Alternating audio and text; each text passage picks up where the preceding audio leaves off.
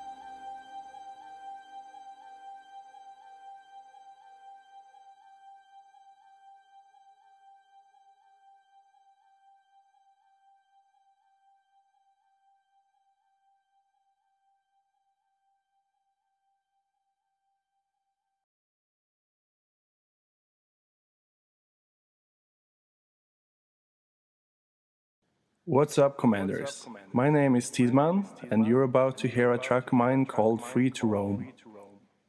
If you like what you hear and would like to hear more, please visit soundcloud.com/Tidman, would you kindly. Have a great day and enjoy the show here on Lave Radio.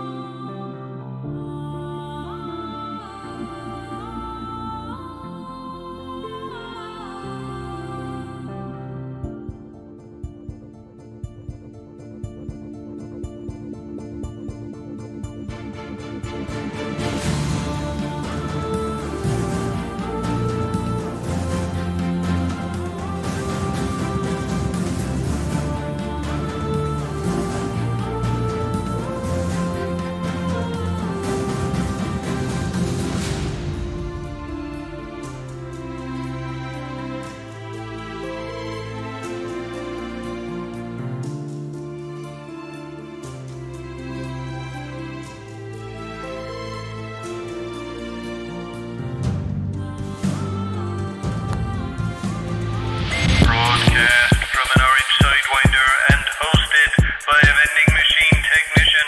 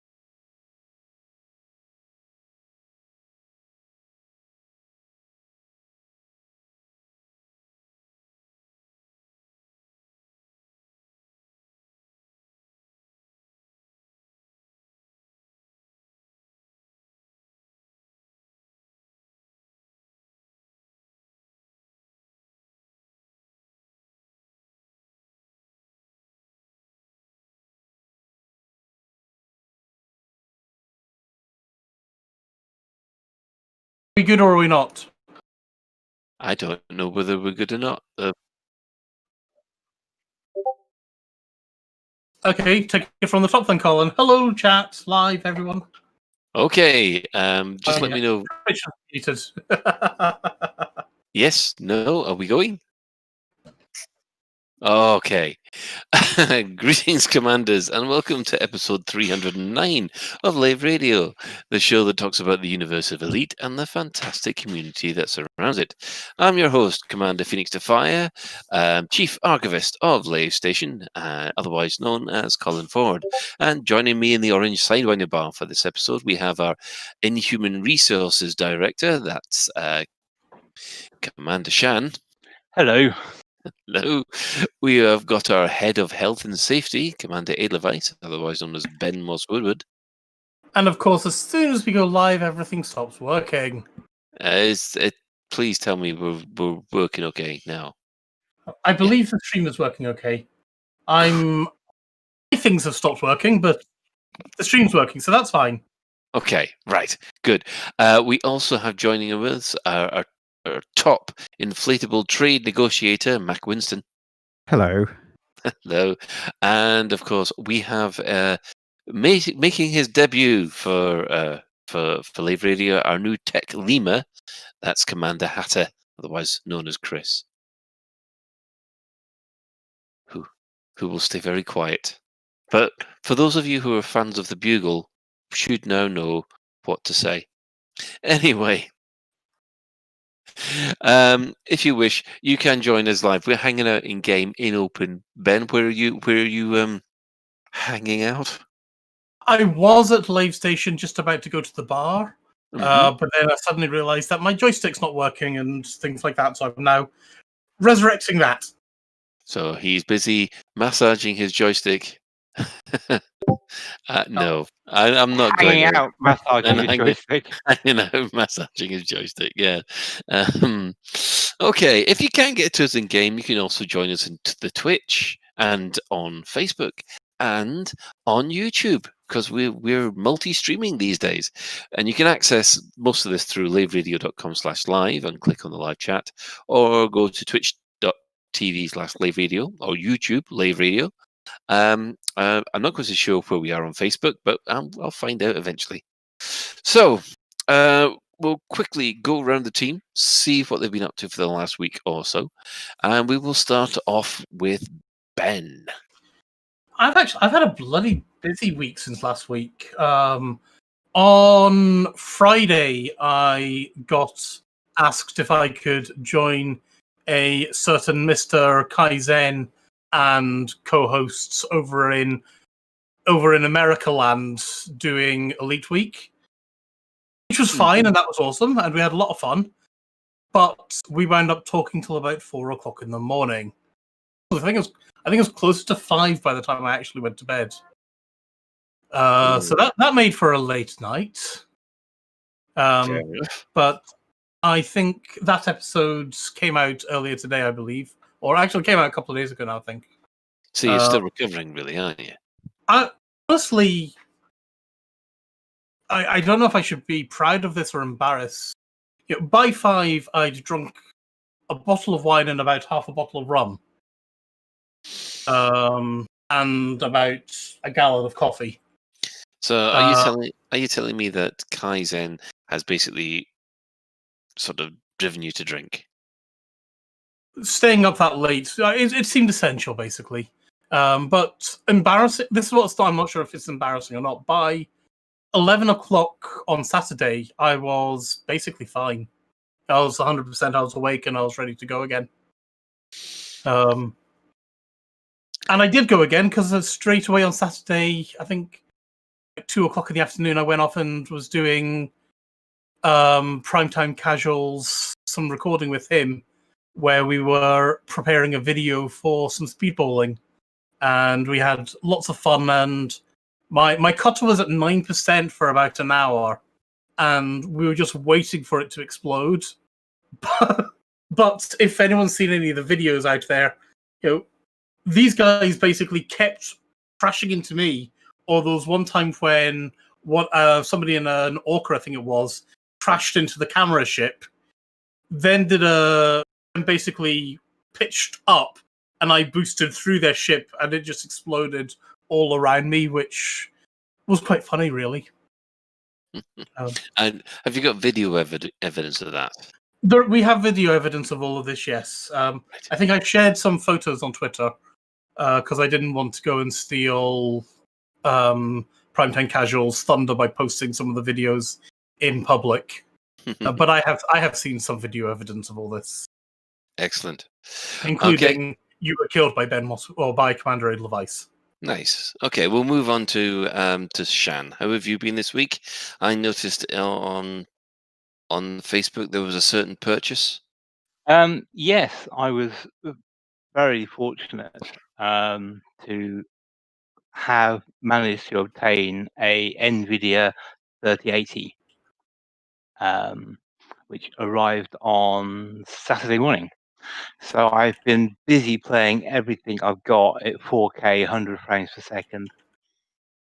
Everything maxed out. It sounds awfully snobby in a way, but when I play Elite on it, it's just no jagging at all in VR. It's just silky smooth. It's like playing it at 1080 at 4K. So Odyssey, I'm ready for you. I don't care what the specs are now. Come and have a go if you think you're hard enough. Yeah, exactly. Come on, Braden, if you're hard enough. Make my graphics card weep. But anyway, yeah, no. So I've been really enjoying it. It's quite impressive actually, because it's actually quieter than my 1080 Ti I had. Because I was a bit worried about the noise, because the power requirements are substantially greater. and usually as the power requirements go up in a graphics card, so does the noise. But the card I've But one got of is the things actually they've done with the 1080 with the 3080s is the whole. They've done a whole load of thermal redesign, I guess you could say. yeah. I didn't manage to get a founder's card though. I kind of wanted the founder's because it looked cool. It looked cool. Founders look so nice. It does, but it was apparently the whole box descended on the Nvidia website and they sold out in 15 seconds because even though it was like you were spamming the F5 when buying out, they were just gone. So it went from pre-ordered, hang, out of stock. That's what it was on the Nvidia site. So I got a Zotac one, which was kind of one I kind of wanted in a way because they come with a 5-year warranty. So it's always good to have a good long warranty on such an expensive graphics card.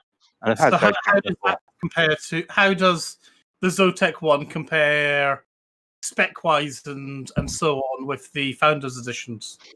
Well, it's identical apart from you can't overclock it as much. I think you can overclock out only by 5 megahertz less than the Founders one. So I don't overclock my graphics cards anyway. So it's. And what about it? It's the same as syncs and everything like that. It's got 3 fans on it, so it hasn't got the cool looking shroud design. Right. But it's definitely quieter than the Founders one because it has 3 larger fans that spin slower. Yeah. So even though it's pulling out insane watts, it's quieter than my 1080. Yeah, I'm very pleased with it. So cool. Excellent. So outside of computering, I'm a slave to the lawn. I have to go out and water the lawn twice a day for the next 2.5 weeks now. So that involves moving the sprinklers around, leaving them on for 45 minutes, then moving them again, then whatever, just to kind of stop the lawn from dying. But so that's going all right. Looking forward to actually being able to walk on it because it's a little like one of those what's the thing, the lava game anyway. So you can't really get on the lawn, so you end up having to, like a fishing rod, cast the sprinkler out on the hose pipe, hoping it lands in the right place. So yeah, it's just that sort of thing, really. So I'm quite glad the break actually to go outside and fiddle with the hose pipe. Lovely, Mac. Hello. Yes. I caused diplomatic incidents. Right, a real one. Well, an in-game one. Oh, right. That's fine. So anyway, Trying to break it to Manchester or something. This is actually hot off the presses. This all went down yesterday. So we have EIC. We're involved in several wars, which is not unusual. Anyway, in one of them, I was in the medium conflict zone with a colleague of mine in the EIC, and we spotted a player in a Corvette who was flying for the opposition. So, to cut long story short, I mean, his ship wasn't exactly defenseless. This wasn't a gank, let's face it. This was a combat ship in a combat situation. Anyway, we sent him on the Remlock ride of shame. So, anyway,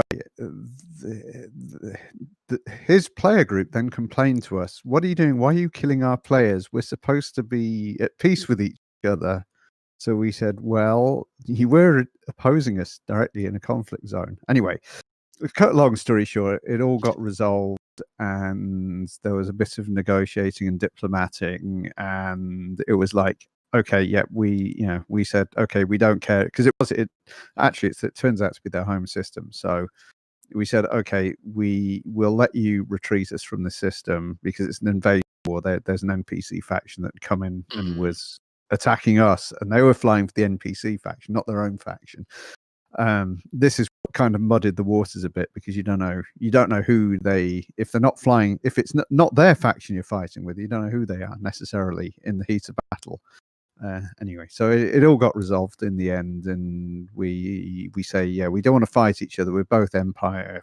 group. We want to advance the cause of the Empire, not fight amongst ourselves. So we came up to a mutually agreeable position, and all was well. And so I apologize to, what was his name, Commander Baron von Noodle for his unpleasant Remlock ride last night. So there you go. I think they were far too lenient on you, actually. And we now my joysticks just stopped working. Anyway, we also I've been doing the CGs, which was for the CGs. It was like 50,000 light seconds from the star. It was an absurd distance away. Well, and of course we're going to be talking about the CGs later. So anyway, I'll hold your powder on that one. Anyway, yeah, I will. Especially if we talk about the subjects of gankers, because I had interaction. Save that for later. But it was good fun. I enjoyed the CG. It was nice to see them back, even though I would really love to get my carry in that system to not have to fly every journey. It was full, so I couldn't get my carry in. So I had to fly each leg. I had to fly 50,000 light seconds or however long it was. But I enjoyed doing a CG again. That was good fun. See, I keep using each other. Sorry. No, I was going to say that this other player group were far too nice to you in sorting this out. I would have demanded you fill up with low temperature diamonds and demand you blow your ship up 3 times for penance. Yeah, but on the other hand, we did blow them up, so they're not necessarily in a position to negotiate that kind of penance, because we will just blow them up again. If you're on the opposing side, if you're in open and you're on the opposing side in a conflict zone, I'm sorry, that's fair game. Oh yeah, that's what we said. That's what we said. It was fair game. You're opposing us. This is why we sent you to the rebuy screen, because you're opposing us in force because we've lost a day of the conflicts or whatever. But the thing is we really, anyway, there was a lot of there was talk there. We came up to a settled, peaceful solution, so which is good, because it means we can combine our efforts to fight the real enemy, which is the Federation. Yes, funny you should mention them. And that's exactly what we're doing, because we do actually have a battle with a Federation faction going on. So we're pooling our resources and putting it into that. But yes, right. And then outside a game, I've been discovering the wonders of British Standard pipe. I won't say too much about it, but did you know the sizes on BSP aren't the actual size you get? So a half-inch a quarter-inch BSP fitting actually measures half an inch across, and a 3/8 actually measures 5/16 across. It's actually about 3/8 measures 7/16 across. It's actually not even that, 5/8 across. It's actually, you take the actual physical size and subtract 1/4 of an inch to get the BSP size. It's really bizarre. It bears no resemblance. It's not even the internal diameter of the pipe. But anyway, there you go. That's so messed up. It's almost American. It's a weird old British standard that's still in very common use in hydraulics. So. And the other annoying thing about it is every pipe place I went to, they didn't quite sell everything I needed in one place. So I could get most of it from one place, and then I had to go somewhere else to get. Anyway, there you go. That's plumbers in general, though. So I've got all my pipe parts. Most of it's actually fuel pipe, but it's the same as it comes from hydraulic supplies places, So anyway, that was my brief foray into. Pipe work. Whitworth threaded BSP pipe work, because there's also different threads. There's BSP-P, which is parallel thread, and there's BSP-T, which is taper thread, and you shouldn't mix them because anyway, Mac, get moving on. Yeah, please. Yeah, I could go on all night about this. So I won't. Threaded pipe work is like, don't cross the streams. I was more thinking, let's not go off the rails. Oh, well, in other, what I've been up to this week is that I have discovered that power play is a lot easier now that I've got my clipper. Um, four big runs to maintain the ranking that I've got, and then I use the rest of the time to build up funds. I mean, thanks to the Imperial stations burning, my Imperial rank is now vastly advanced to where it was before, which is great. So yes, I'm having trouble with Federation players as well. But then again, in power play, it's to be expected. So, I'm in open, bring it on. My main character now only has 25% left to get triple elite, which is approximately 400 scouts left. Oh dear. And yes, for some reason I did notice in Astropia the other day that it was actually getting more and more difficult to get the right non-human signal source. Before, it's always been you go to a threat 4, take out all the scouts, and away you go. Those particular signal sources seem to be getting rarer. So I don't know if FDev have gone and made a little change in the background just to make my life even more difficult to try and get this out of the way before Odyssey, or whether or not I just got unlucky on a couple of nights. So the gay, we're getting there. 25% to go. So 25% to go. triple eight next week then, Colin. You wish. Oh, come on. I did it in 30. I got my elite from competent to elite in 32 hours. Solid. Well, lucky you. Unfortunately, I've got this important real life business happening, which means So did can't I. stop it. So did I. Yes. Man up and get it done in one job. Yeah, if you had to deal with the bunny problems I had to this weekend, no. Yes, quick bunny update. He got ill again.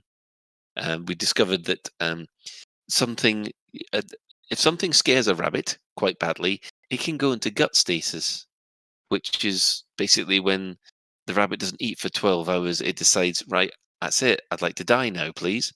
Because basically its digestive system just stops working. So Isn't evolution wonderful? I know. So basically, the rabbit is literally scared shitless. Yes, let's put it that way. The digestive system just stops. Just think, if that was in people, you could make a fortune having to scare weight loss diet, couldn't you? You could just put pictures of Dominic Cummings up, and they go ah, and then they'd die. Is that what you're saying? You don't eat for 12 hours and then they die. That would get rid of a whole load of people. No. Let's not go there. This is supposed to be a positive Elite Danger broadcast, so let's move on. Anyway, bunny. The bunny is fine. We've had to hand feed him over the weekend, which was every 2 hours, which was a bit of a challenge. But he's now back being his nice, fluffy, bouncy self. So panic over. In the meantime, the development news. What have the devs been saying this week? Well, the first thing that we've got to do is we've got to celebrate a birthday. Elite itself, as a brand, is now 36 years old. It was launched on the 20th of September 1984 for the good old BBC.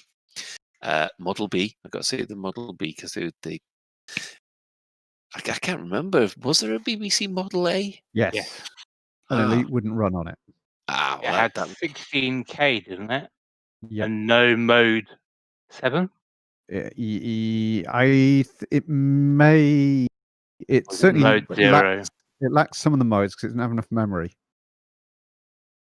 Because mode 0 and mode 2 take up virtually all of 32K. They leave you about 3K of free RAM once you're in mode 0 or mode 2.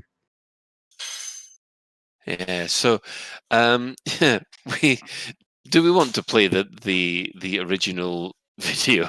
Because I was watching it the other day and I was just there going, this is worse than a cheesy B movie trailer. Does anybody else see the trailer for it? No, I haven't actually. Not that I remember, anyway. Oh, well, we'll put the link on the show notes and let everybody judge for themselves then. Right. In other news, not technically elite, but MCV Develop had an interview with David Braben, OBE, about Frontier's creative furnace. Now, Ben, you've gone into this with great detail. Would you like to give us the too long didn't read? The TLDR version that is specific to is something that David believes in, something that I very strongly believe in, which is don't release things till they're ready. But that is, and the way they tied that in the interview was, I got the feeling that David was remembering back to 30 odd years ago when he was making Elite, and a certain publisher was like, "Hey, David, Ian, why don't you go and show us what you're doing?" And they've got to actually stop working on the thing to make the bloody thing look nice. Yes. And I'm sure, as you and Shan and anyone who's a developer knows, it is so critical to get the foundations right, and then you get the fecking UI working.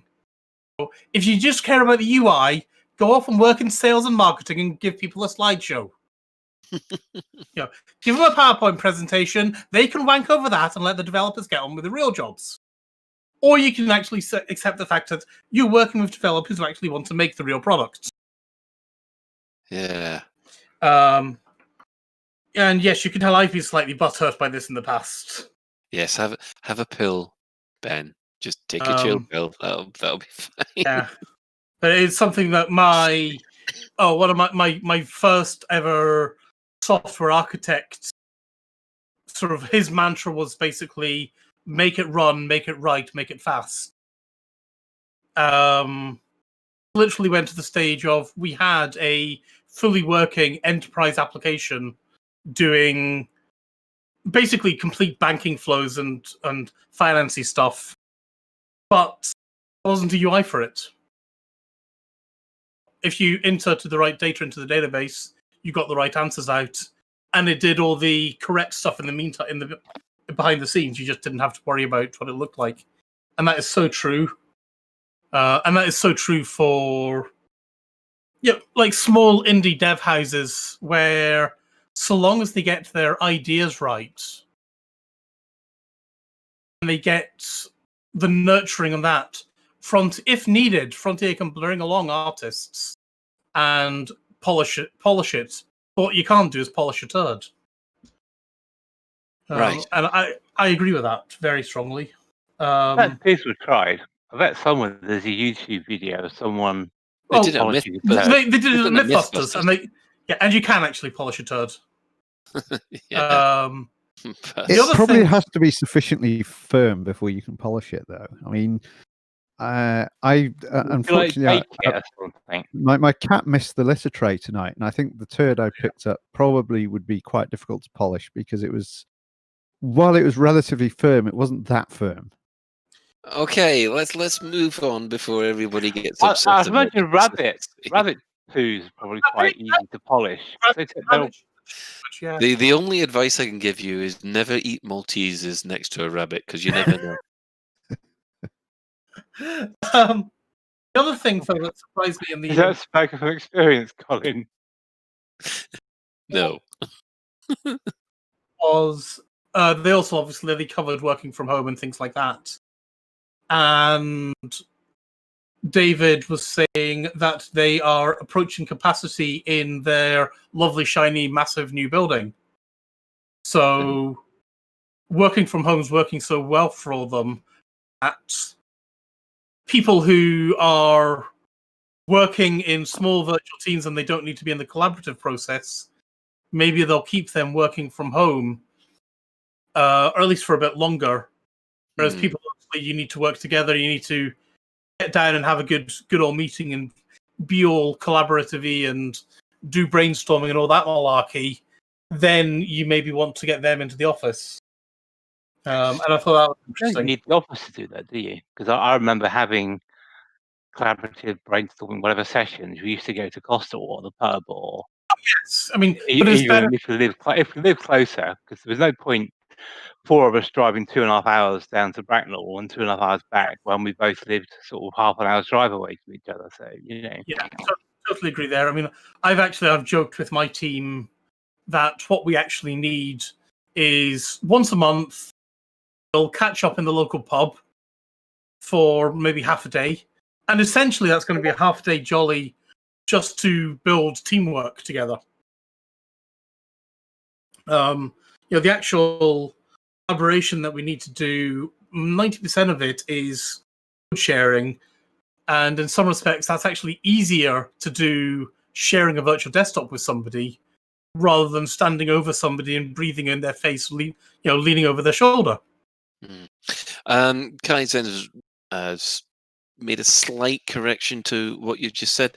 He sort of says that Frontier prefers to get all the mechanics set and locked about 2 to 3 months, and leave themselves about 2 to 3 months to make it pretty, which would explain why we never see things early, because they are never actually.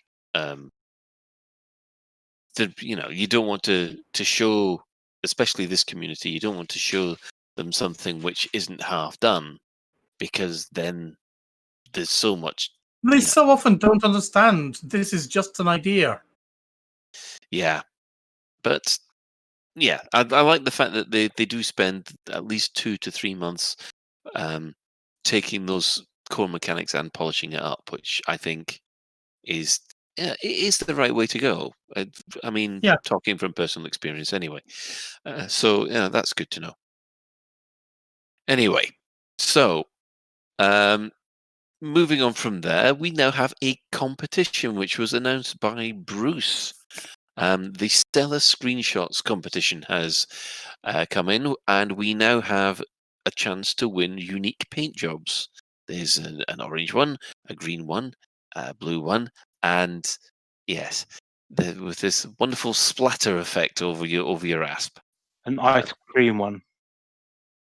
That's custom made. That's yeah. Let's move away from that one before anyone gets sidetracked. They're going to start showcasing 5 screenshots every week rather than 4, and each commander whose image is featured will receive one of those exclusive paint jobs, which cannot be obtained anywhere else. Yes, so Cobra Mark 4. So each month, one of these 3 unique paint jobs for the Asp Explorer will be featured, sent to featured commanders, and that's shattered lava, ice, and acid. Here's a question, Colin, on that. Sorry. If you had a unique paint job that could not be gotten anywhere else, would that encourage you to fly in open? Me? Or anyone, because you've got a unique paint job. There's no point having it if all you're going to do is fly in solo. So because no one's ever going to see you it. want to show off. So would that make you fly in open? Probably. But to tell you the truth, you could always just fly in solo and do a lot of posy basking through the external camera and send it off to just to make people jealous. I mean, there's only one unique skin there's 2 unique skins that I know of, one of which is flown about by our own Psycho Cow. And the other one is, I think someone's got a unique REF logo, haven't they? Stephen Usher, I believe. Mr. Usher, yes. Yeah. I mean, he's got that for the Cobra, which actually looks really cool. Yeah. I think there was one other, but is the Medusa one a unique one, or is that actually on the store? I can't remember. I have this vague feeling that there's a Medusa design for the Cobra. I can't remember whether it's on the store or not. Well, people have won unique paint jobs before or brought them to charity streams. It's just I don't remember who they were or even seeing pictures of them. But I know for a few years Frontier said buy a unique paint job as part of their special effect charity drive. So I'm sure it's more than Stephen Usher's and Cal's. I'm sure there's more out there. I just don't recall seeing them. Right. Well, to qualify for a Stellar Screenshot, entries must 1. include the exact commander name of the account from which the screenshot was taken. 2. Be posted in the current week's Stellar Screenshots threads on either Twitter, Facebook, or the forums. If posted on Twitter separately, please use the hashtag Stellar Screenshots. Be in 69 aspect ratio with a minimum resolution of 1920 by 1080. Or if you want to, what's the maximum one you can do then, Sean? Sorry, well, you dropped out a minute. What was the question? Sorry, I was saying, audio. right, the aspect ratio should be in 16:9 with a minimum resolution of 1920 by 1080. What's the resolution that you can supply it at then? Well, I've got two 4K screens, so it's whatever two lots of 4K is. Can you not do an 8K one then? If you do a high resolution image. The thing is, to make 8K worth it, you have to have the screen about 5 feet away to notice any difference. You know the 8K images you can get. If you know how you can make the high resolution screenshots in Elite Dangerous, yeah, Shan? I thought that would change because you used to have to do it in BMP, and you could do it up to 16K, couldn't you? Yeah. At some point when you press the high res, and I thought they'd stop that and maybe You can reduce the resolution. you can only do it in solo. If you want the super high res, you've got to go into solo and take a photo there. They don't let you do it in open or private because basically it slows everything down. It screws the networking up. Am I being cut out again? No, I was just thinking when was the last time I did that? I probably haven't done that for ages to get that screenshot because you're gonna have to find out now, aren't you, Shad? Well, no, because I don't want to fill my disk up with come on, you know files that just to see how big it is, you know you need to at least do it once. I know how big it is. Is it bigger than a bigger British Standard pipe? Oh no. Right. And Ben, I do believe you've already made some entries for this week. I went off and I've been thinking about doing it for a while, but I went off and I submitted a couple of my older images that I've had lurking around. Just I've made a couple of nice images. I'm nowhere near as good as any of the guys in SPVFA, but there are a few photos I've done that I'm proud of. Excellent. Right. Well, that's it for all the development news for the moment. Hopefully, we'll get some more. I do know in the streams that Arthur and Stephen were hinting that the latest dev diary is still in editing, and they will let us know when it's available as soon as possible. And they have touched on the subject that it will include station interiors, which I must admit I'm looking forward to. So, the actual in-games events. What has been happening in the world or the galaxy of Elite Dangerous this week? Well, first of all, we've had CGs, which started this Thursday and finished on Saturday night.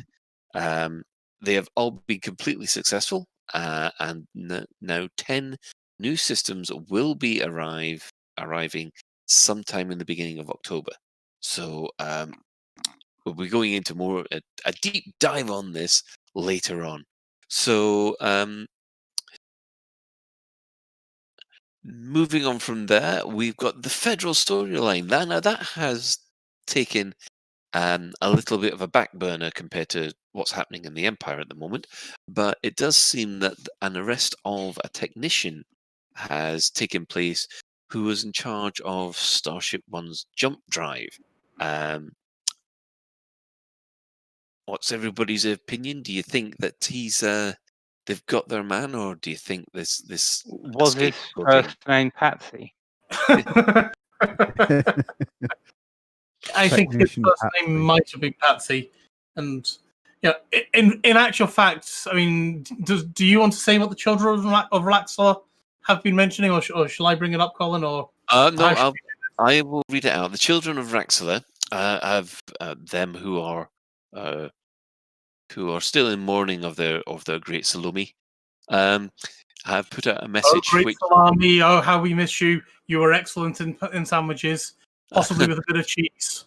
Unfortunately, Harry Potter didn't miss her, which was a bit of a problem. But anyway, the tragedy of Starflight 1's destruction set in events It's in motion. Starship. They made a typo. Okay. It's called Starship 1. Starship One's destruction set events in motion that still haunts us today. It's prudent to continue this investigation rather than shut it down completely, as it was the case in early 3302. However, the final inquiry report needs to be made public. Every decent pilot is taught to make their pre-flight checks, and when transporting a federal president, it must be assumed they double and triple check everything. It's hard to believe the pilots would oversee an illegal FSD modification unless told to look elsewhere. Finding a mid-level culprit thrown under the bus by colleagues is too much of a cliche, really. We encourage our friends to put pressure on these institutions. This must be made public. Force their hands. So, yes, this is, I'd say, it's definitely inspired by a certain B5.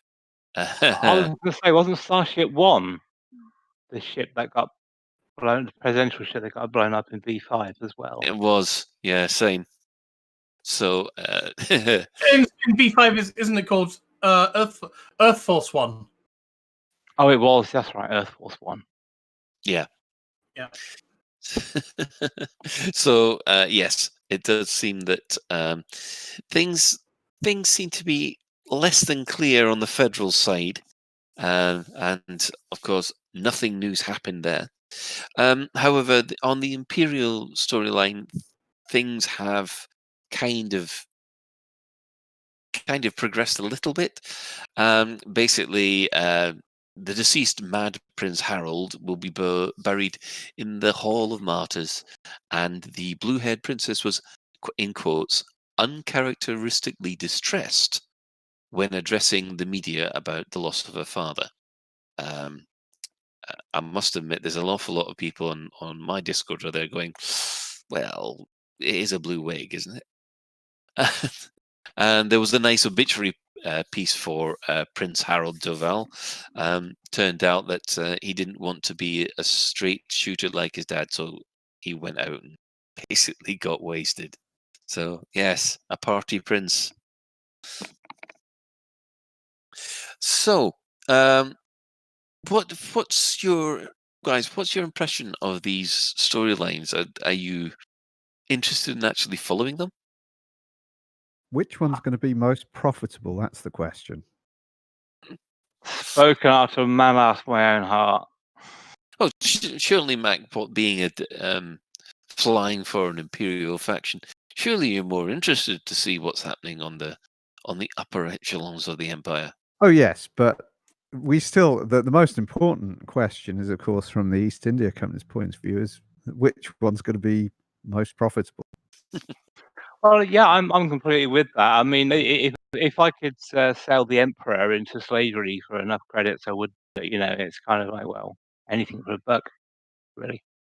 I've got a strange feeling you'd have to have seduction plus 20 to have any chance of managing to pull that one off. Well, MILF-tastic.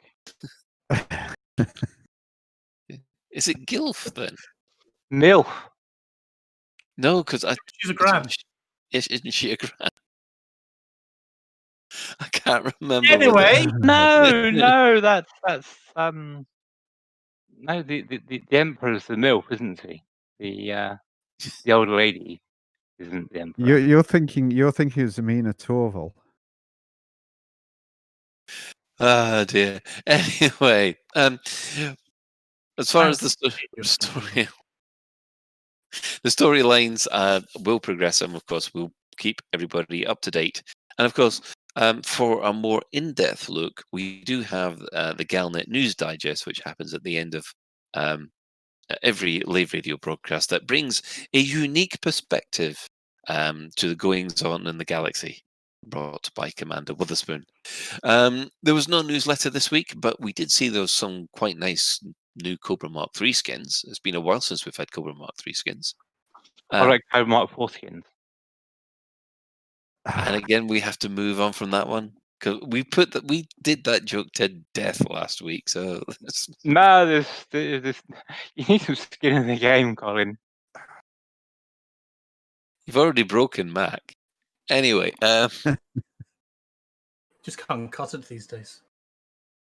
oh no. Right. So we'd like to take a quick break, and we will come back to you with our main discussion this week, which will be about the community goals that have happened.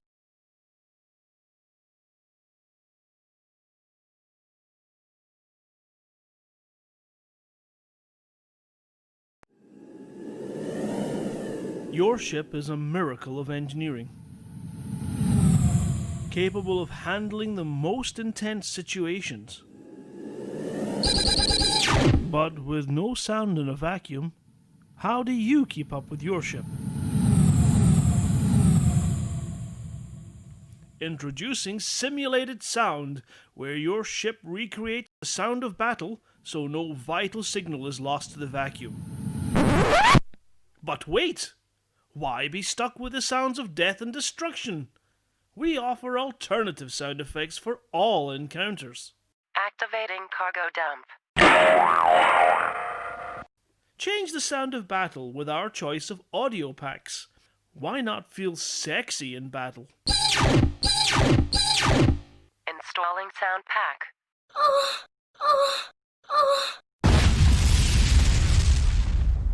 Or go for a cute farmyard scene.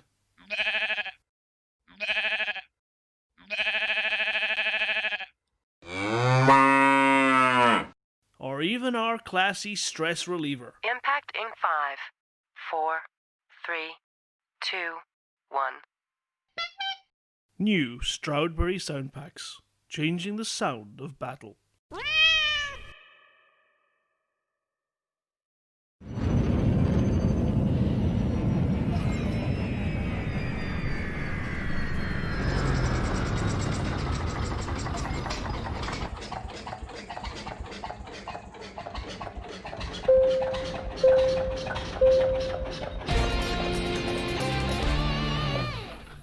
This is a public service announcement from the Fuel Rats.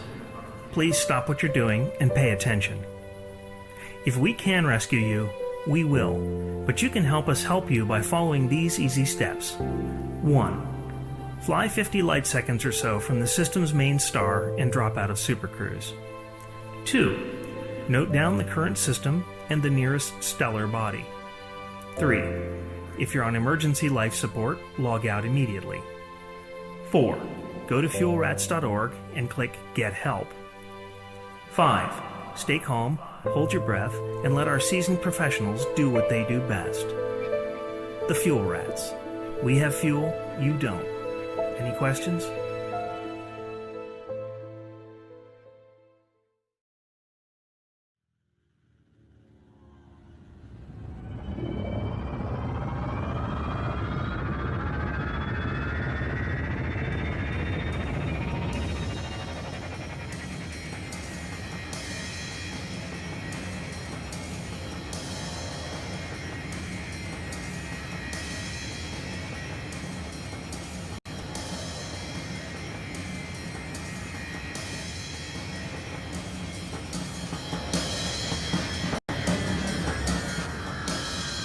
Choose life, choose a ship, choose a career, choose a cargo, choose a fucking big ship.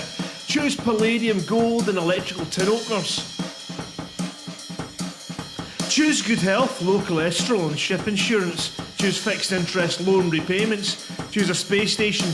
Choose your friends. Choose leisure wear and matching luggage. Choose a paint job and hire purchase in a range of fucking colours. Choose decals, exploration and wondering where the f*** you are on a Sunday morning. Choose sitting in that chair, running mind-numbing, spirit-crushing trade routes, stuffing f***ing junk food in your mouth. And choose rotting away at the end of it all, pissing your last in the void with no one out there to hear you, bury or do anything as you drift away in cold space. Until some comes along to steal your ship, your cargo and your clothes, leaving your bones floating out in space. Choose your future. Choose life. But why would I want to do a thing like that? I choose not to choose life. I chose something else. And the reasons? There are no reasons. Who needs reasons when you've got onion head?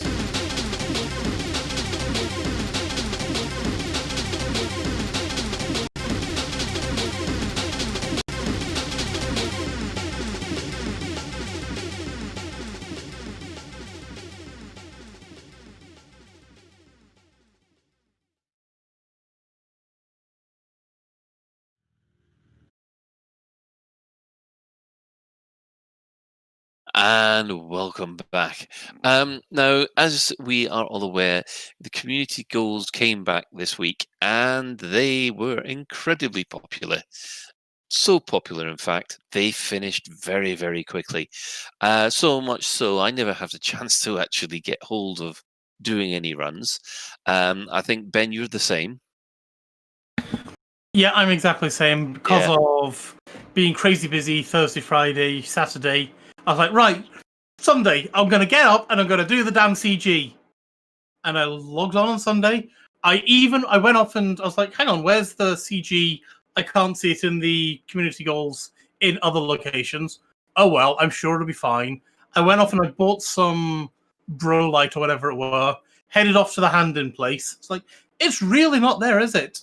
And that's when I went off and asked in Discord saying, guys, what happened to the CGs? And they're like, yeah, it finished about early this morning. I was like, oh, shit.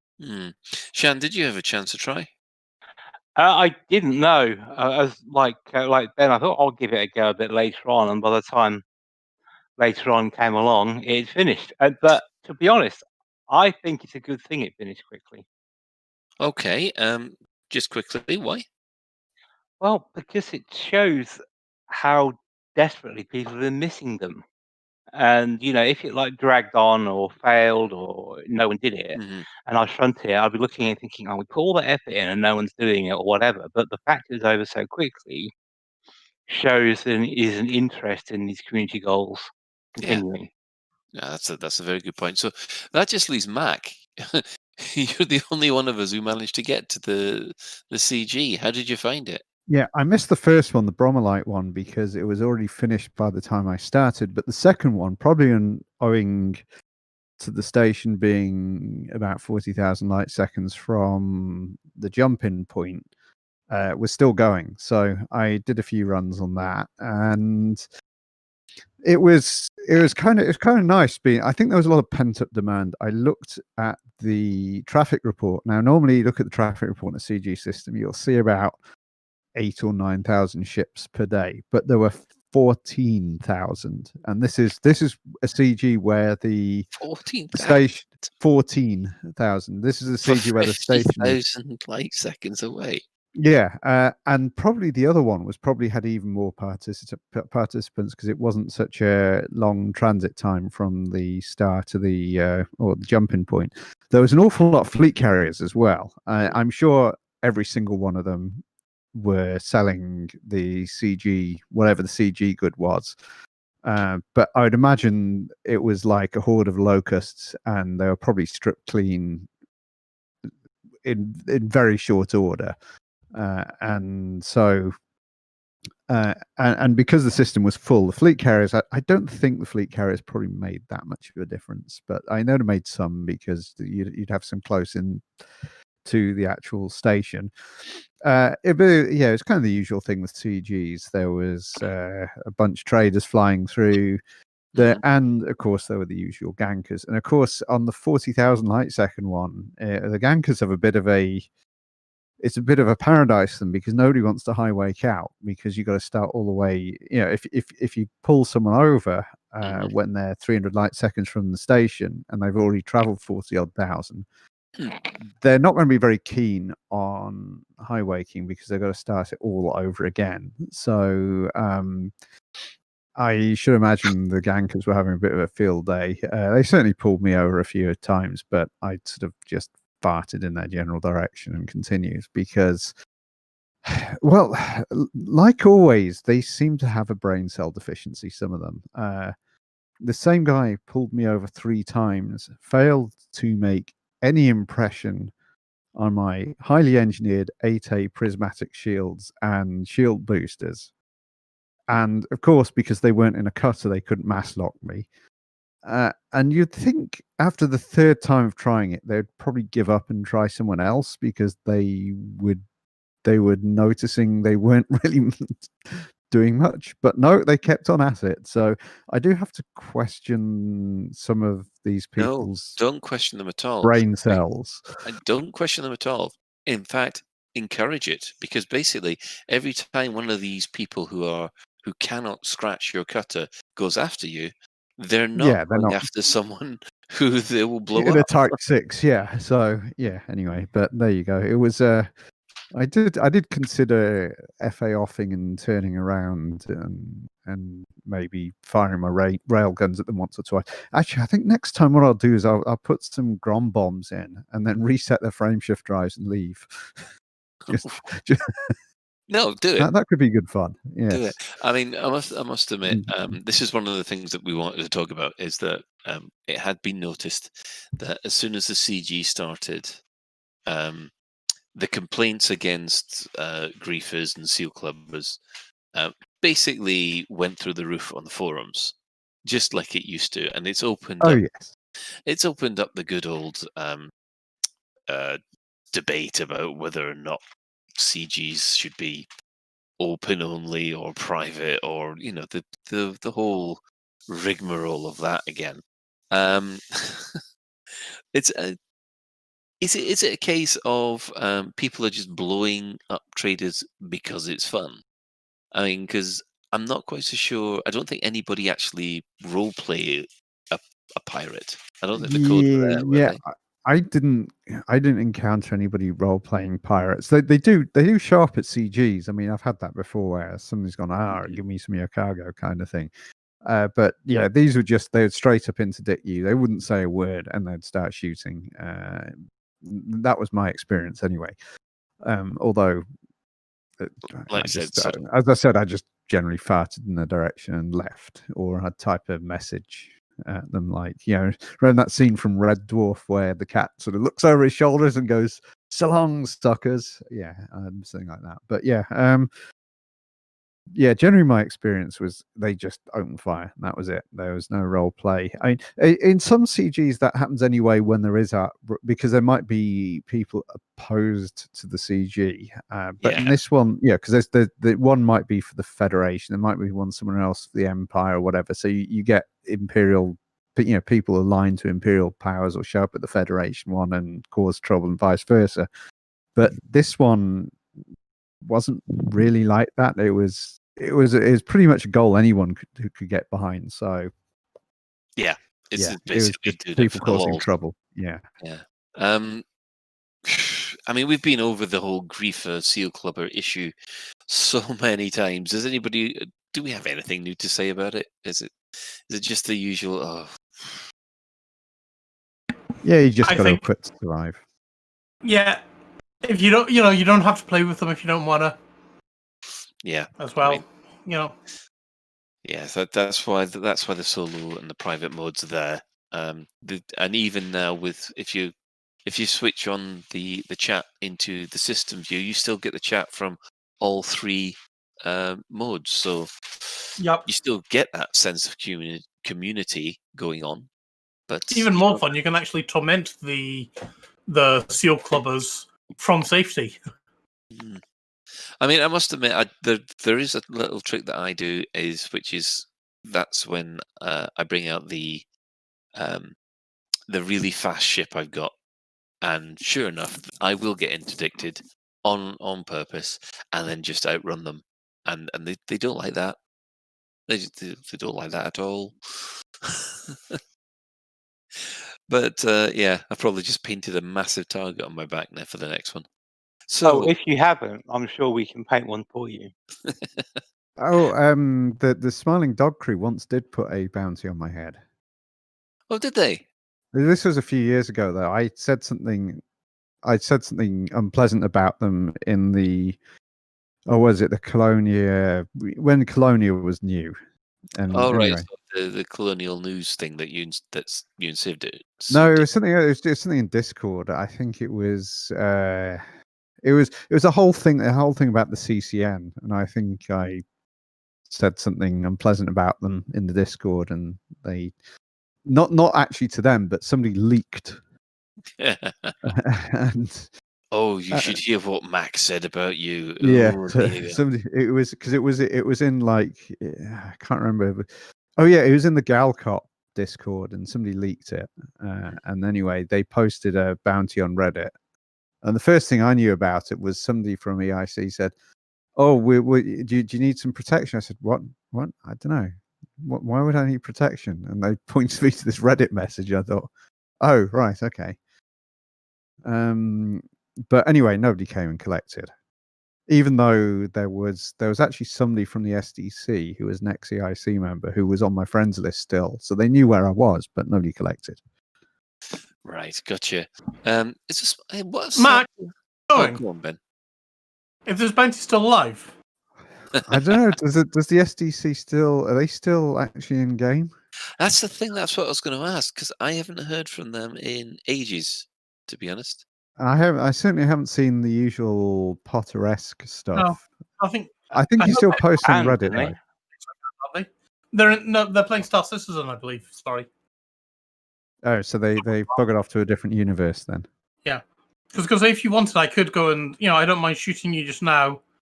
Yeah, in my fighter, and and then I'll claim that bounty. I mean, with the ganking thing, it's inevitable in every single game I've ever played that has an open world PvP. There are always gankers. Yeah, there are. And so I've often said that I don't think open mode should be called open at all. It should be called free for all PvP because that is what it is. Open sort of implies, oh, we're going open, everyone's happy and everyone's open and stuff like that. No, it's free for all PvP, and anyone who goes into open should expect to be destroyed, ganked, or otherwise abused because it's free for all PvP. Yes, Kai Zenyu says that you and Ben, you'll have to collect the bounty from Star Citizen because that's where they all are. Or at the moment, Besieger is playing non-consensual PvP in Dual Universe. So, mind you, first managed to claim the bounty first, and that should be interesting to watch. Can we all watch and just watch as Ben just bounces off these shields? Because I think that'll be quite amusing. But anyway, the community goals, although they did finish quickly, and Shan made an excellent point that it shows the demand for this kind of content. Do you think there's anything that can be done to help balance them out so that, us oldies who finally get some time at the weekend don't find them all completely gone? It's difficult because they've been gone for so long. Where do you put the stake in the ground? Do you make it? Yeah, they had to start off somewhere, and quite clearly, this time round the bar was set too low. So next time, I would hope they'd put the bar higher. But as you say, you've got no idea really to set the where the levels are. So you just have to kind of do your best and hope people enjoy it. Yeah. What really surprised me, though, was in last Thursday's stream, Arthur said they were going to be testing all this out and tweaking, and figures weren't set in stone, etc. Now, I would have thought, given that they know that a lot of people have now got access to fleet carriers, given that it's the first CG in ages, you'd have set the bar crazy fecking high. You would have thought so. But from what I understand, and maybe Mac can confirm this, the bar was actually set to be on the low side. Probably, but on the other hand, an awful lot of it was. I think there's a lot of pent up demand for just the whole. That's why, if you expect, let's say, sake of argument, you're expecting the whole community to deliver 1,000 tons. That's what you think, but you go off and you set it up by an order of magnitude higher, maybe even 2 orders of magnitude. Then if it comes round on Thursday evening, on Wednesday evening or something like that, 24 hours before, and we've only up to tier 3, then you go off and say, hey, you know what? Whoops-a-daisy, scale it down again. Whereas now they don't know how many we're going to get. Yeah, I must admit, Arthur did say that they are going to start tweaking it. There's going to be a couple of experiments or something like that, just to see how these things fly. And to tell you the truth, yeah, I mean, Witherspoon has made the point that they're towards the end of the time that CGs were there. Some of them weren't all that popular. People had got tired of CGs, and I don't know whether or not they would have used that as the basis. I think, well, it also depends on the. As I was saying earlier, this was not because often you have a CG which is for a specific. It's kind of a specific factions thing. I mean, there are some exceptions, like the stuff around Lave wasn't really a specific. It wasn't Alliance, Fed, or Empire, but a lot of them are. So you tend to people who fly for them to, if there's one that's happening in Imperial space for some Imperial goal, you're not going to get too many Federation types doing it. No, you're not.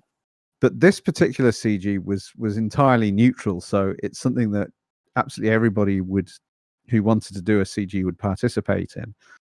So that, along with the pent-up demand, would likely, as I said, the traffic report, there was something like 14,000 ships when I looked at it, which was, even though CGs normally have, it's usually several thousand. It's been a long time since I've seen a traffic report quite that high.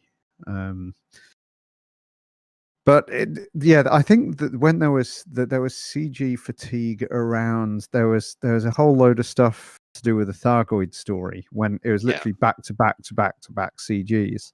I think they backed off them a bit, and towards the end at the start of this year, it was at a more, with the what were they called, the I can't remember what they called, the interstellar initiatives, that was it. They were coming through at a rate that was not quite as fatiguing, and they were linked together in a bit more of a coherent storyline. So they were quite well attended as well. Yeah, I know exactly the point when the CGs for the Thargoid storyline went, and that's because there was we had, in order to research new weapons, we had to get Thargoid samples, and the limpets that the new limpets that they supplied weren't working properly. There was a bug in the code, so basically they just said, "Okay, no, it passes." And I think from that point on, it felt like CGs weren't worth it because we passed it. I don't know. I'm just trying to think, when did CGs kind of lose their shine? I think for me, I used to enjoy the bounty CGs because you earn a few million out of it, and it was fun enough to earn a few million. I would probably personally put my finger when mining took off as a source of income, because that so obliterated everything else for time spent. It just kind of took the shine off the whole CGs, because why would I be shooting ships or hauling this for some made up story that doesn't really fit in with anything else when I could be mining for 300 million credits an hour?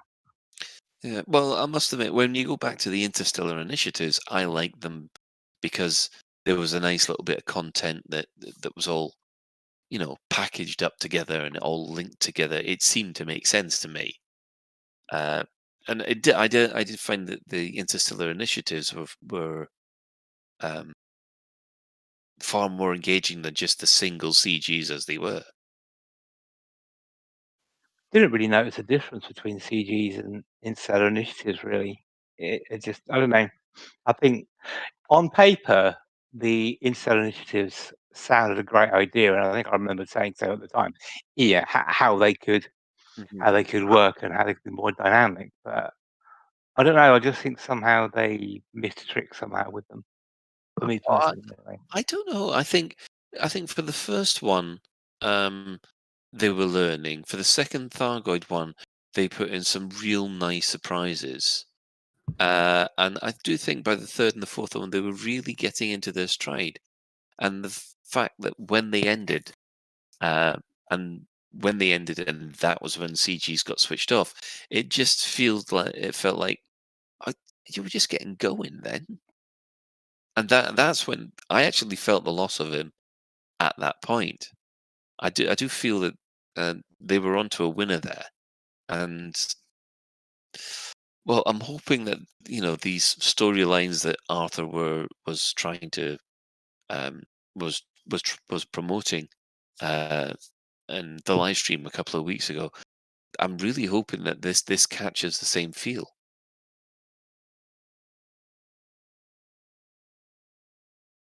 Well, however, one of the things that I do want to talk about, I'm very interested to get your opinions of, was that one of the reasons that they say that the community goal finished too quickly was because of fleet carriers. Now, do you think fleet carriers should be kind of banned from CG systems? How would you stop them from a lore perspective? Well, no, I'm not talking from lore. I'm just talking for gameplay. Yeah, but for what reason? What's the MacGuffin they would use to ban fleet carriers? Would they just have a big red traffic light saying, if you're like a weight limit going over a bridge, oh, you're too heavy to jump into this system right now. You can go up and say something like, due to congestion in the system, we're not allowing megaships to visit us for the time being. And what if your ship was already there? Does it get kicked out? I would say if your ship's already there, assuming that it wasn't telegraphed in some way, I think fair play to you and you got lucky. But I wouldn't allow new ships coming in.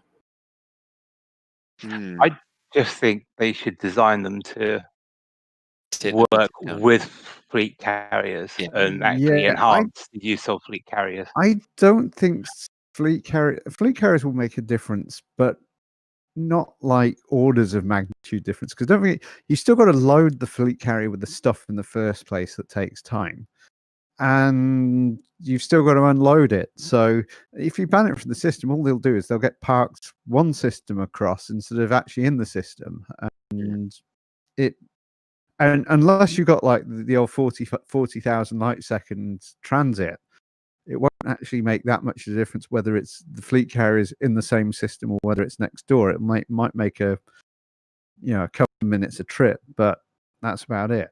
But if you but even so, it saves the people who's buying from fleet carriers a couple of minutes a trip. But somebody has had to somebody's had to spend that time loading the fleet carrier as well.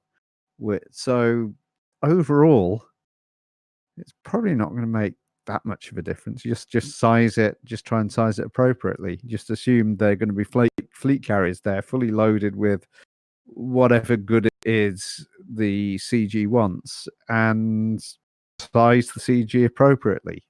Encourage the fleet carriers there because it's a way. It's another activity that the fleet carrier owners can do. They can go into competition selling whatever it is the CG demands. So they're also, it also adds another thing to the CG other than just moving the cargo from system A to system B. You've also got fleet carrier owners plying their trade as well. So you keep them in. Just size the CG appropriately, and off you go. Okay, Ben. I think there is one reason to not allow fleet carriers in the system, or at least not allow new ones. And that is, at the moment, if there is a shitload of fleet carriers in a system, good luck trying to get into Super Cruise. Well, they So- have actually limited fleet carriers. The CG system was actually full up because I tried to get my fleet carrier in there and it wouldn't let me. Yeah, I know because there was a there couple were no of times slots left. I didn't know to obviously try it with fleet carriers this time around, but I know I did something recently where I think it was the rescuing the community, doing the firefighting stuff Mm-hmm. and rescuing civilians from the burning stations, and it was hit and miss during peak hours whether I'd be able to get to the burning stations instance to get over to the rescue ship. And from what I understand, that is largely down to the number of fleet carriers in the area. Yeah, But that's is a that bug the that needs to be Movada fixed. error? Sorry, Max, say that again. Or I think we both spoke at once. I think that's more of a bug that needs to be fixed than just simply banning fleet carriers from whatever events going on. They just need to fix. They need to fix it. That's all. Yeah, I agree. I agree that it should be better to be fixed. Colin, what were you saying? Well, exactly. I'm saying surely isn't that one of those move adder errors that you get is when you have Orange Sidewinders. Is it the Orange Sidewinder? That's what I was getting. It could be that the Frontier are just having a laugh at my expense, and every error I ever get is an Orange Sidewinder. Yeah, actually, knowing some Frontier people, they might be having a little bit of a dig. I was getting the when fleet carriers launched. It was Blackadder I was getting. You're getting the Blackadder, were you? Yeah. Oh. Well, apart from joining the 20-minuters. Yes. So, I mean, were we all glad to actually see the community goals back? Yes. Yeah, I was. Yeah. Yeah. So now here's the big question that I've just put it in to be controversial. There was a lot of people crying on the forums to say that they demand. You know the type that this will be. They demand that all the CGs become open only. Let's have a quick think of that. I'm for no. Anybody else? I'd be all right with all BGS manipulation activities be open only. Yeah, I'd go with that. Anything that can be hostile against player assets, as it were. So, BGS actions and power play should be open only. But the community goals, I don't know. I think. Go on, Shan. No, I was going to go along with the thought that anything that affects a BGS in a CG should only count in open, because it's just too easy to manipulate then. So, but if you want the credits and they want the fun of joining in, then they can do that in private group and solo. Just that if they want to play the BGS, they need to do it in open. I think that's fair enough, personally. It's funny that everybody should mention that, because basically we've as power players have been crying out for some form of open only play for oh god, it must be about 3-4 years. I'd be less against that if they decoupled power play modules from power play. Oh well, I'd say that's an interesting point. However, you can have a hybrid model where part of power play is this. I think this idea is mostly agreed, believe it or not, with the power play community, that you can have some parts, some actions in power play can be done in any mode, so people can earn their merits and get that equipment without having to go into open. But the two main parts, which would be an expansion and a control, those actions have to be done in open, because basically they're the ones that really count. So it's a kind of a halfway house, but it actually sorts out a lot of the issues that we've had in the past. Mind you, there's still the fifth columning issue for the preparation stage, and yeah, there's going to be. It really needed the changes that Sandro proposed in order to sort that one out. And like I said, ever since that post's come out, nothing new's happened with Power Play. And whenever we've asked Frontier about Power Play, they're very, very quiet. So make of that what you will.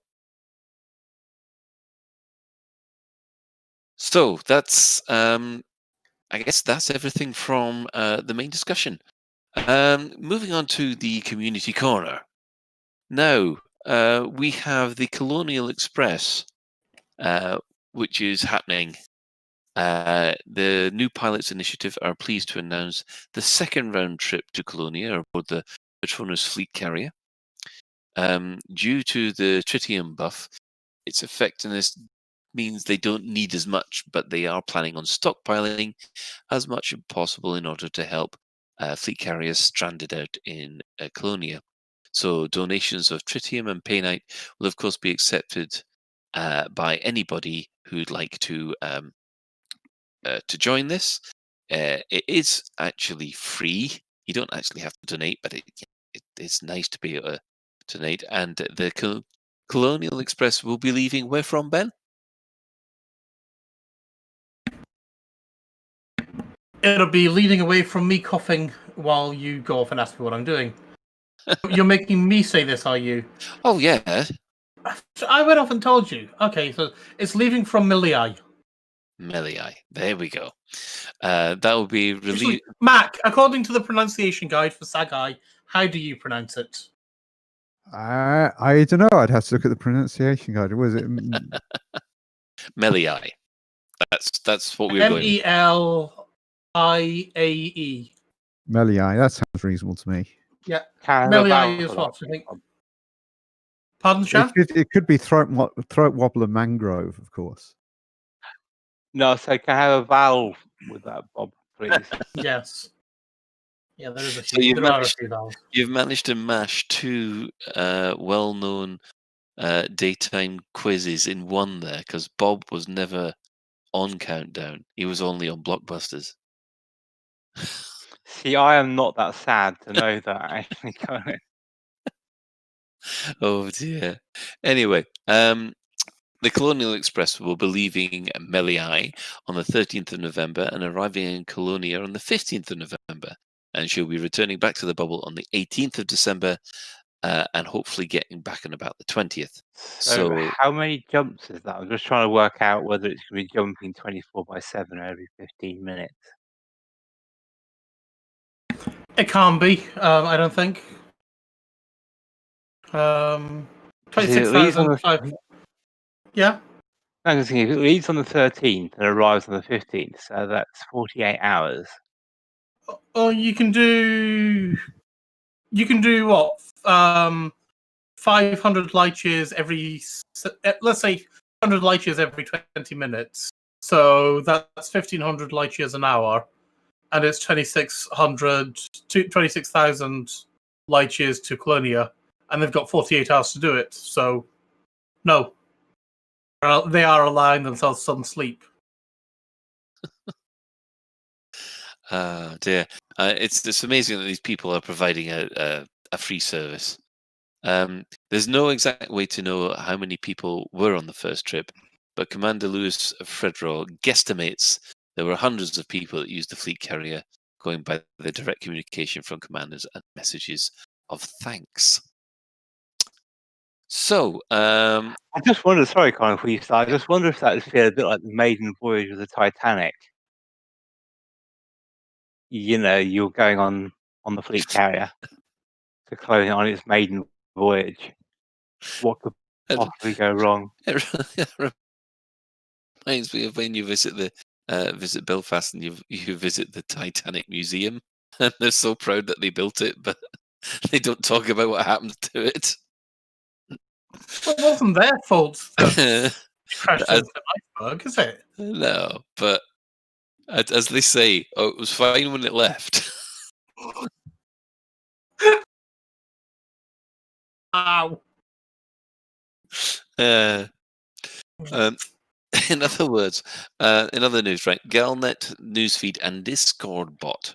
Commander Scalius has created a bot to share Frontier's Galnet's newsfeed with Discord servers. It also has the ability to search through all the past articles that are available.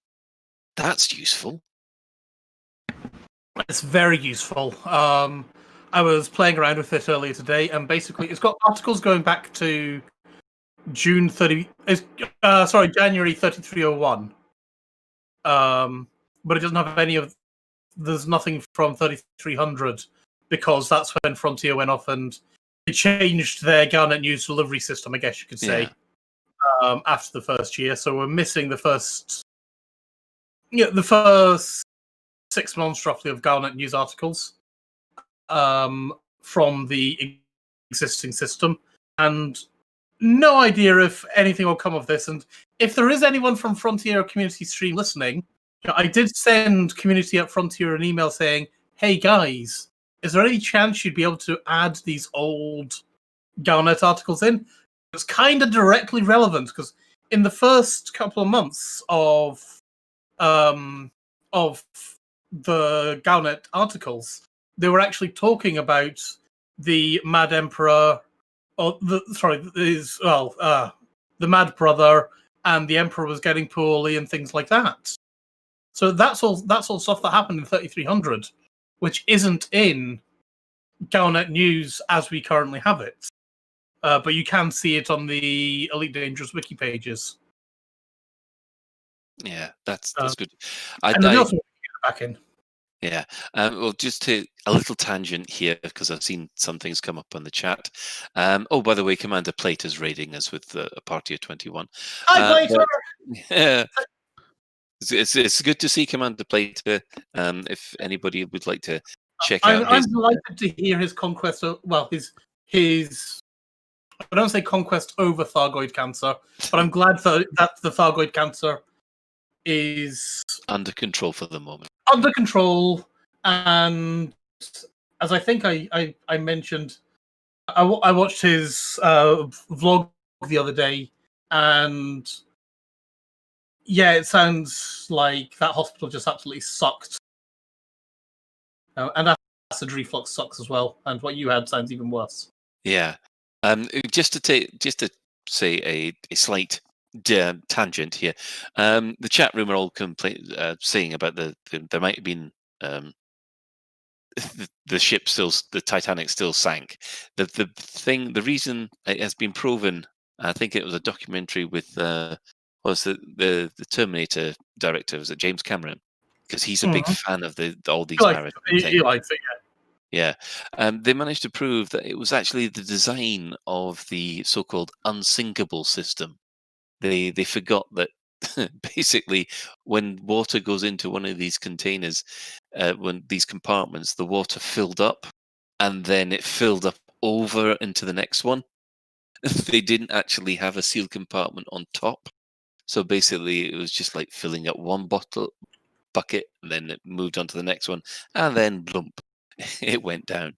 If the system had worked as it was supposed to, there's no way that the holes that big would have sunk the whole ship. It should have been able to survive. But back to community news. Yes, there is a new Elite Dangerous animation series called the Commonwealth Bounty Hunters Official. The Commonwealth Bounty Hunters. It's basically how should we describe it? Is it a machinima?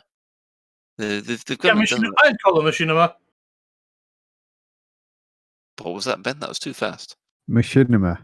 Machinima is what I'd call it. Yeah. Yeah. They've done some very nice integration with official Frontier Odyssey trailers with their own animation to create this interesting little story. Now, this is done by Dreadnought 301. We'll also supply the link in the show notes. this gentleman shares an old interest of mine because basically we're both fans of the old iWar series. So, yes, it's based on some fan fiction that he's done, and they've decided to animate it. I don't know, for a first attempt, I thought it looked quite good. I mean, Turgeon Travels uses a similar technology, but I think they've got a lot more practice. I might be wrong here, but I think he might be a friend of Commander Machine as well, or at least looking at the comment, Machine has made comments on his video, so I don't know if they're friends or not, or if he just found it. But yeah, so yeah, that's really, really good, good fan work there. I hope to see more of it. Yeah, more of this, please. Yeah, more of this, please. Right. Now I'm going to move on to any other business. Now, as you know, we're quite friends with the fellows over at Spider-Man Games, but they've got a new Kickstarter out. It's called Ice Dice. Have you seen this Ice Dice? Oh, this is what they were mentioning during their LaveCon stream, and it's like, before we had all this lockdown malarkey, and when you could maybe have friends, assuming you had real life friends, then you could theoretically you could get some, maybe while you're playing some Elite Encounters, because that would be really appropriate, I think. You could play some Elite Encounters and use some Ice Dice. Although they were slightly not quite pathetic, because I was looking at the diagram of the Ice Dice, and there's room there for 7 die, not 6. So if they're being pathetic, they would only have 6 dice in the pot, because then you could have 1 each. Now it's like the After A's, who takes the last dice. Yes. Oh, I see. So you're normally used to having 6 people at a party. Well, you're only allowed 6 people at a party, aren't you? Well, you should know never to split the party. No, I get what you eat. The COVID thing. You're only allowed 6 people. I know. Sorry, I missed that one. Anyway, Ben, would you like to talk about Commander Yannick and the Apollo 11 reunion? I don't know, Yannick, if you're listening, he was saying he was going to pop in, and he hasn't shown up yet. So I'm deliberately giving him a chance, if he's listening live, for him to come down. Hint. Hint. I think one of the great things though about Ice Dice is they're currently at 81,840 of their £4,000 goal. Again. I think it's been funded already. Yeah. Apparently, want dice made out of ice, or made out of frozen water anyway.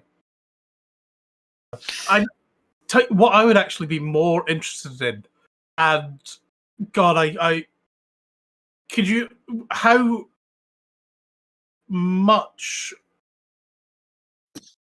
could you imagine using this technology that they've got for this, but to give us frozen, a Coriolis, a Cobra, a Sidewinder, a Lance, maybe a Crate, an Anaconda, possibly the old school ones, because obviously, it's still just ice. You can't have it too fine, I'd imagine. I don't know how fine the details could be, but could you imagine if you could do that, and then you can actually have frozen spaceships as your ice? I was there thinking, right, that's an idea to solve the model problem that I've got for the Elite Dangerous miniatures. We have some frozen models, and we've just got to play the game before the models melt. Yeah. And obviously, that could branch into other things as well. You got your Star Wars ones, Battlestar ones, maybe classic cars. You can go off and do some Micro Machine dice or something. Well, I'll take this moment and welcome Commander Yannick himself. Hello. Good evening, everyone. Good evening. Hello. Hello. Would you like to explain to everybody about the Apollo 11 reunion you've got planned? Okay, a few of you, I'm sure, will remember last year's Apollo 11 50th anniversary expedition. It turned out to be the third biggest expedition in the game's history, behind the Distant Worlds 1 and 2. So it was pretty well known, and this is basically the sort of 1 year plus reunion of that for anyone who took part, can turn up and have a jolly good time, really. And this will be happening in the Pomesh system at Pomesh 2C, the wonderfully beautiful, and it'll be happening this Saturday.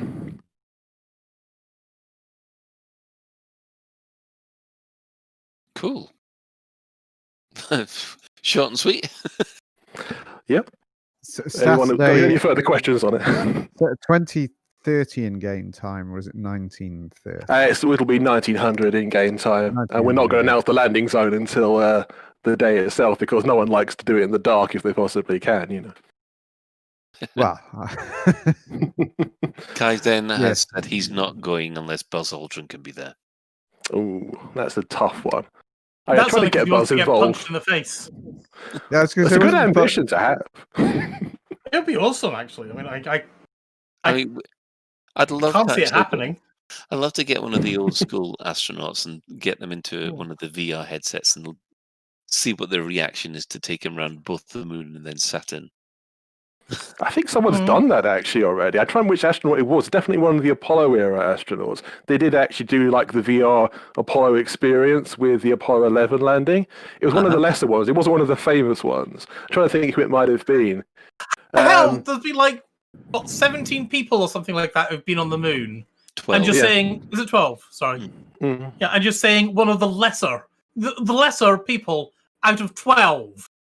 I think this was actually like the Apollo 8 command module pilot, so he didn't actually walk on the moon. He just got to fly around the moon. But that's pretty good, though. Yeah. It's still pretty cool.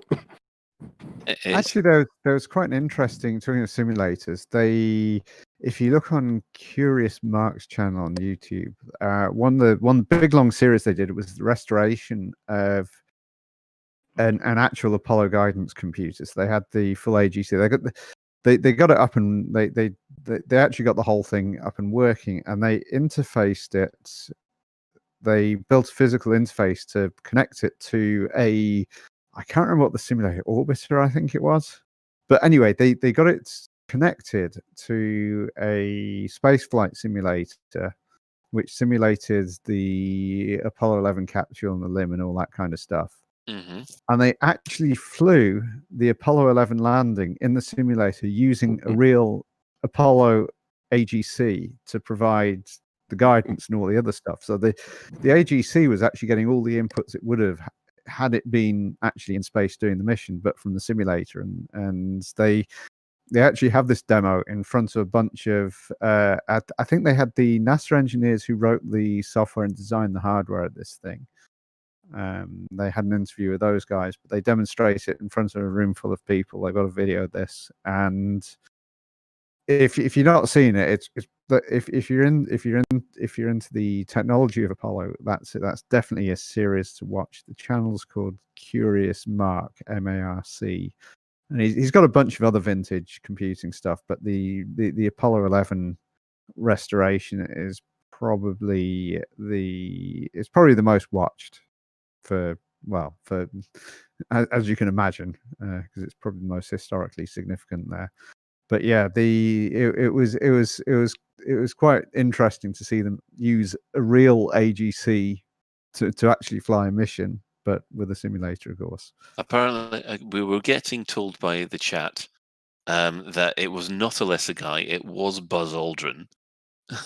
Basically, second guy. I'm sure Bill Anders did it as well, actually. Maybe it's both of them, but I'm pretty sure it was Bill Anders that I saw. But maybe Buzz Aldrin did it too. You could well be right, you know. But yeah, Collins, because he was like he's been the furthest away from Earth of all humans, hasn't he?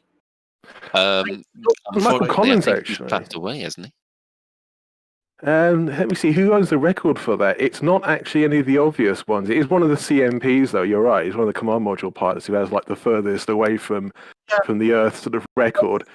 Apollo 11, they went furthest. They went furthest away by themselves, or something like that. I think it might actually be it's either John Young on Apollo 10, where they didn't land on that one, but they still used the lunar module so in orbit. And the other one, obviously, I think it might actually be what's his name from Apollo 14. Trying to remember the guy's name for a second. I do know this. Or It's could one it of have those been two. could it have been the Apollo 13 crew with Jim Lovell in it? Because they had to do some, well, for obvious reasons, they had to do some out of the book piloting in order to get Oh, back. definitely.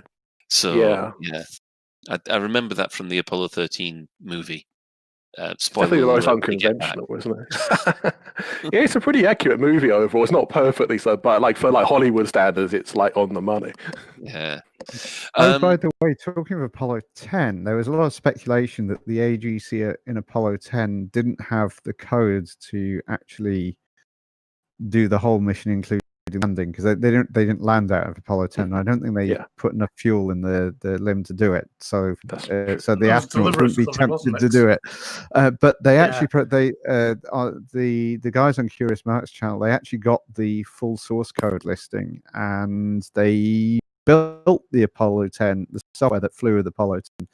And yes, it did have this. It did have the code in there to do the full landing. They had everything was in there for the mission. Yeah, it would make sense that way because the whole not point enough was petrol. Yeah, exactly. Yeah, because otherwise it wouldn't have made it a valid test if they hadn't gone with literally the full LEM with all the software in it. Because with test software you're not carrying. Yeah, well, there's an interesting thought. So, how tempted would you be if you knew that the next mission was supposed to land, but you had the fuel to do it? Would you? But that's try? why they short fueled it. They knew they would try it if they didn't short fuel, and that's why they did it, wasn't it? They all admitted they would have done it. Both of those guys admitted openly. I mean, I've read G. Sernan's book about 4 times, and he definitely admits that they were going to do it if they hadn't been stopped.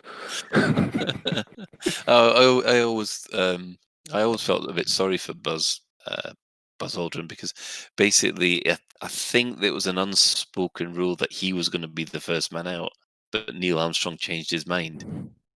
I think it's purely to do with the hatch, actually. It's nothing to do with any of the reasons that you may be alluding to. It is purely the fact where the LMP sits is on the right-hand side, the commander sits on the left, and the hatch is on the left. So, what you have to physically impossible for the Buzz to have got over him in the first place with a full pack on. You see what I mean? So I think Buzz wanted to be the first man on the moon. Unsurprisingly, anyone would. But no, it was never going to be anything other than the practical reasons for that. Because I think Buzz was trying to argue that because on Gemini, the commander was one who stayed behind and the other guy did the spacewalk. And so that's what his argument was: the first person to be out shouldn't be the commander. But it didn't work just for practical reasons. On the other hand, he did get a cool character named after him in Toy Story. Well, yeah. He's truly immortal now because of that. Eat that, Neil. And of course, for thumping that idiot as well. Oh, definitely. That's definitely a service to science. This doesn't Nobel Prize for that, just with the bat, Unfortunately, he didn't use a bat. He used his fist, which is even better. Yeah. We must admit that actually this evening, Elite Dangerous has actually tweeted about Odyssey, sharing that you will be able to experience that Neil Armstrong moment as you step onto planets. It does seem that it's getting quite a lot of response on Twitter at the moment. Most of it being, tell us more about when the bloody the blooming interior things are going to be. Yeah. Yeah, that I was right. It is Apollo 13 that went the furthest. That does make sense. Commander with a spoon. They were approximately 400,171 kilometers from Earth. Yes. So, well, we're just glad they got back, to be honest. Oh, yeah. Right. Well, just moving on. We're going to put out our own community question. We'd like to actually know what what ideas people would have to improve community goals. to deal with some of the problems or some of the issues that have been raised in the last couple by the last couple. So we'll be putting that out on all our social media. So if you wish to reply to that, feel free. Now, has anybody else got any other business they'd like to just quickly touch on before we close out the show? I think I'm good this week. Yeah, not for me this week. Excellent. Well, in that case, we'll give out our usual shout outs. So, number one, our sister station, Hutton Orbital Radio, it broadcasts on a Thursday at 8:30 British Summer Time. You can tune in at tv.forthemug.com, or if you just want to listen to them, that's at radio.forthemug.com. For the discerning commander that likes a bit of CQC action, please go to the CQC Discord at discord.me/Elite Dangerous CQC.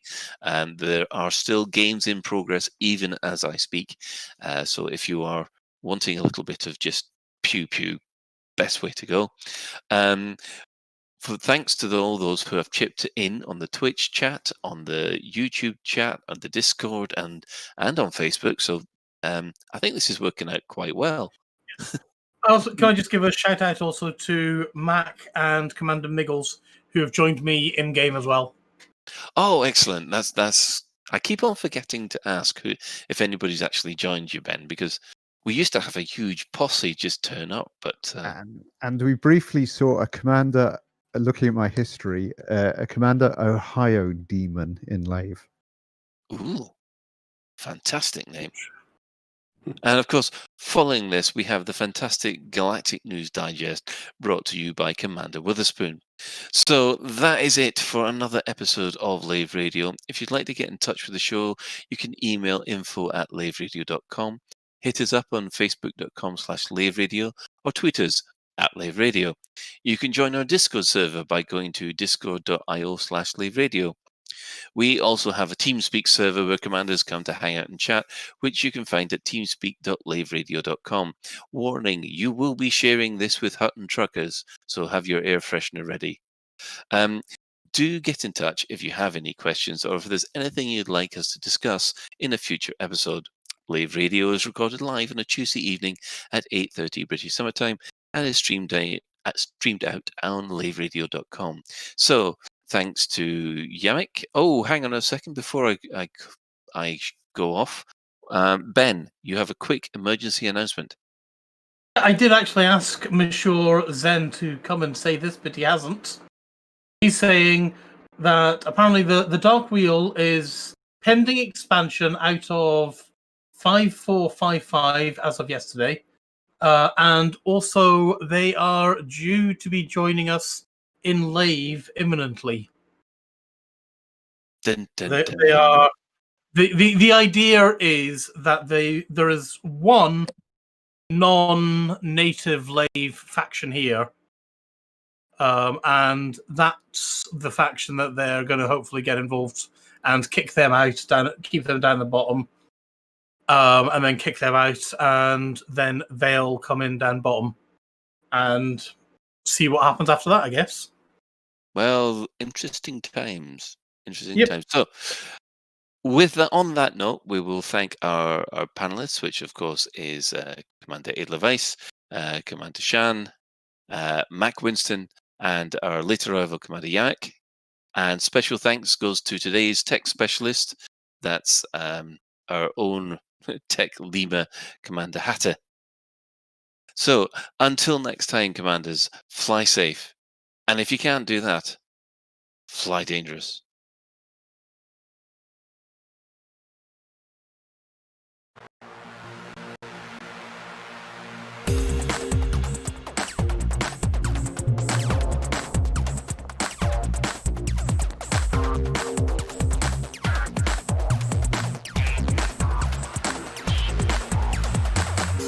Galnet News Digest, 22nd of September 3306. We read the news so you don't have to. In this week's news, murder most peculiar. Knocking the goal out of the park. Who ordered Halsey's murder?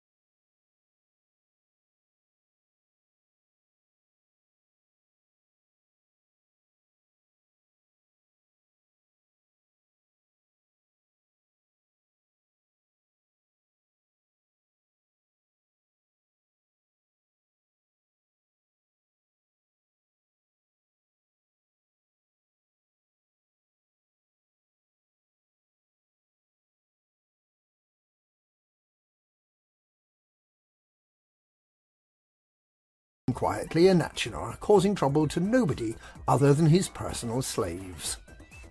Harold is a Duval, certainly, but by far the least significant. If the Republican terrorists wanted to be taken seriously, they should be targeting Emperor Arissa, or, failing her, Senator Petraeus, Zemina Torval, or Princess Aisling herself.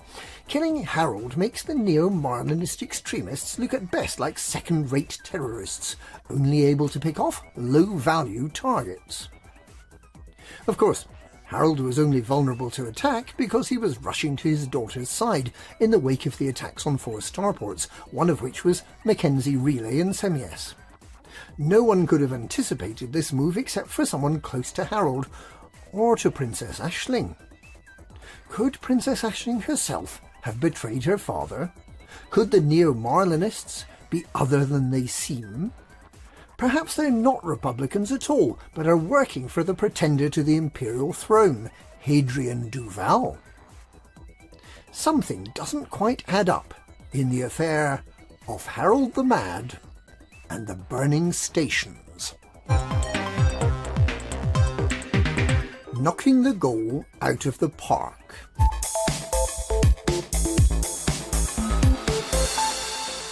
Support from owners of fleet carriers keen to have more easy places to refuel their behemoths has resulted in the Brewer appeal ending early. The fleet carrier manufacturer and architect of the Coriolis starport was sponsoring 2 smaller companies, Steel Castle and Kavanagh, each to upgrade 5 refinery outposts to starports to make refueling easier. Steel Castle's appeal for building materials finished after only 2 days, while Kavanagh's quest took a further day to complete. Delivery to Kavanagh was impacted by the limit of the number of fleet carriers allowed in the system at once, coupled with the long supercruise distance to the delivery depot. The limit on the number of fleet carriers in one system is also an issue for those helping with the rescues at the 4 damaged Imperial starports. Kavanagh, which finished second, has been granted authority to upgrade the first 5 outposts on the list to Orbis starports. Steel Castle will upgrade the remaining 5 as Coriolis starports. All 10 starports will be in position and ready to supply tritium on Thursday, the 1st of October. Who ordered Halsey's murder?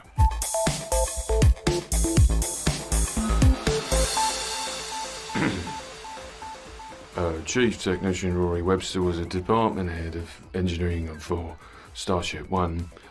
Testimonies from members of Mr. Webster's team claim that he ordered unauthorized adjustments to the ship's hyperdrive systems while in dry dock shortly before its launch in May 3301 and subsequent destruction.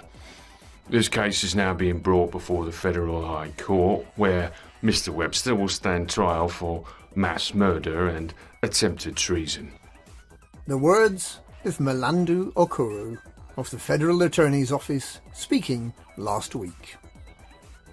As we wait for Rory Webster to be brought before the Federal High Court, we can only speculate why he tampered with the hyperdrives of Starship One way back in 3301. Whoever wanted President Hudson killed, it wasn't Rory Webster, a relatively minor technical lead in the Federal Navy. Destroying a starship of the presidential flight with hundreds of federal officials on board is big league stuff. This wasn't a disgruntled voter, and if, as the inquiry has found, it wasn't an accident, then someone pretty high up must have arranged the sabotage. Is there a trail of breadcrumbs to that person? Will we find out who they were and what their motivation was?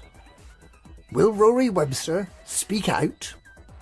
Or will presidents in high places ensure he's silenced before he gets the chance? A shining light for Evelyn.